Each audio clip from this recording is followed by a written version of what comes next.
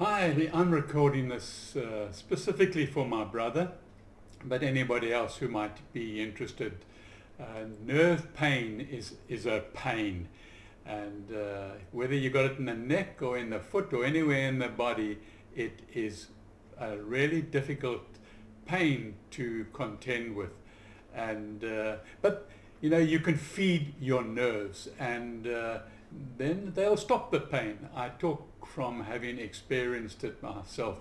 Certain nutrients have been shown to aid nerve health and improve symptoms. So let's look at a few examples. Foods rich in vitamin B, like leafy greens, spinach, kale, collard greens. They're all rich in vitamin Bs, and it doesn't matter whether they are frozen or fresh. Okay. Perhaps I think sometimes frozen is better because they get frozen very quickly after harvesting. Okay, that's foods rich in vitamin B. Then whole grains, like brown rice, whole grain pasta, and whole grain bread are good sources of vitamin B. Then dairy, cheese, and yogurt provide B12, which is essential for nerve health. Okay.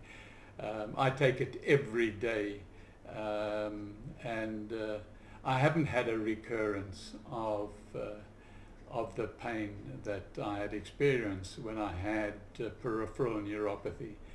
So foods high in omega-3 fatty acids are absolutely essential to have on a regular basis.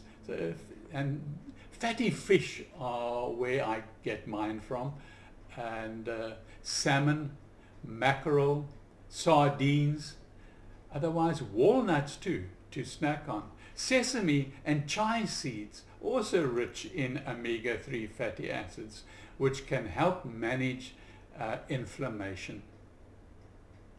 So then antioxidant rich foods. And of course, where I get mine from are from berries, particularly blueberries, frozen blueberries all the year round. And strawberries and raspberries have high antioxidant properties. I put berries into my smoothies on a daily basis, and not only do they taste delicious, but they're rich in antioxidants. So another area is nuts. Almond nuts and walnuts are a good source of protein and are rich in antioxidants. Foods, coming back to the nuts, have them around to snack on. You don't want more than a handful a day. I even powder them up and sprinkle them on whatever food I'm eating. It doesn't matter. And so it's easy to get the nuts. And for those that can't chew them, make them into a flour, and you've got the nutrients you want. Also, foods high in magnesium are important if you're dealing with nerves. Okay. So bananas, obviously we all know bananas are high in magnesium. They're a quick source of energy and provide a good amount of magnesium. But of course, my favorite, avocados, rich in magnesium and good fats. So you're killing two birds with one stone there.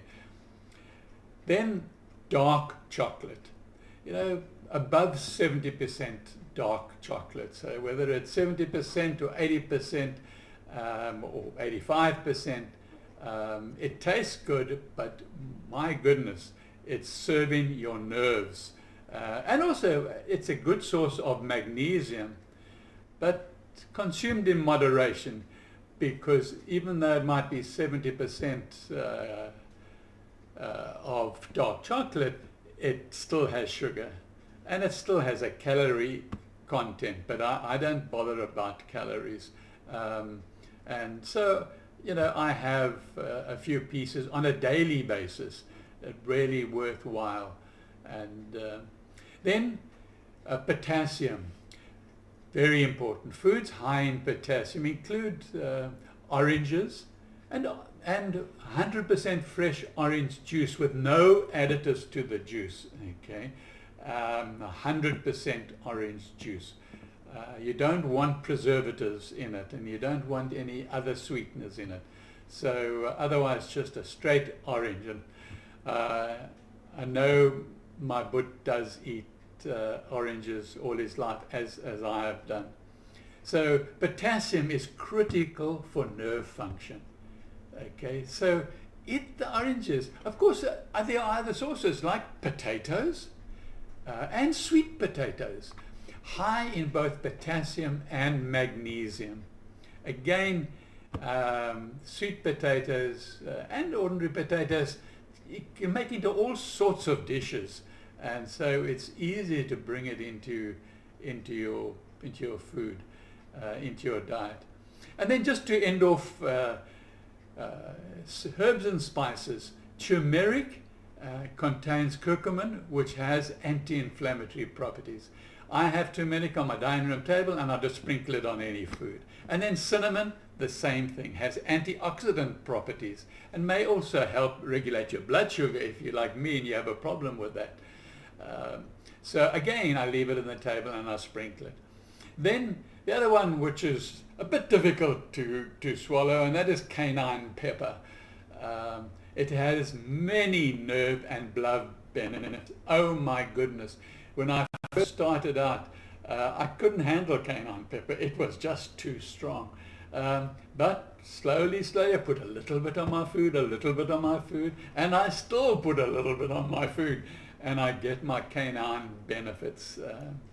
And then, of course, just to wind it all up, water, plain, pure water. Okay, staying hydrated is essential for overall health and can help mitigate the nerve symptoms of pain.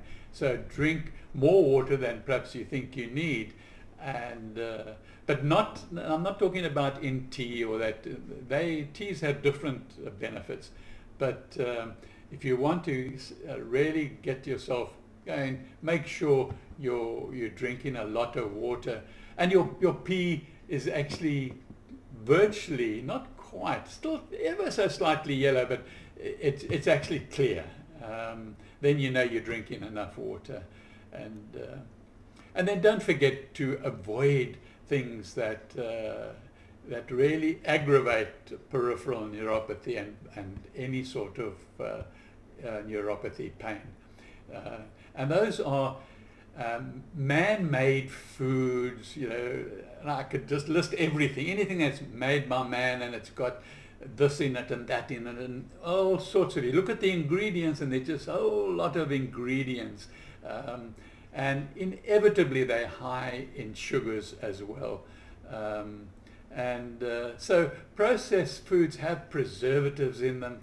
That will certainly not help your nerve. In fact, it might even block some of the good things you're doing from getting to there. So try and avoid, when you look at the label, processed foods that contain preservatives and other things. And of course, alcohol. But I know you don't drink alcohol, so that's not a problem for you. So anyway, but that's a sum up, like I promised you last night. And I hope it is of some benefit. And if you know other people with similar problems, please share it. No problem at all. It's not private, so other people might have nerve pain and want an understanding. And of course, exercise is another thing that is really very, very important as well. Not exercise in a gym or whatever. I mean, I exercise.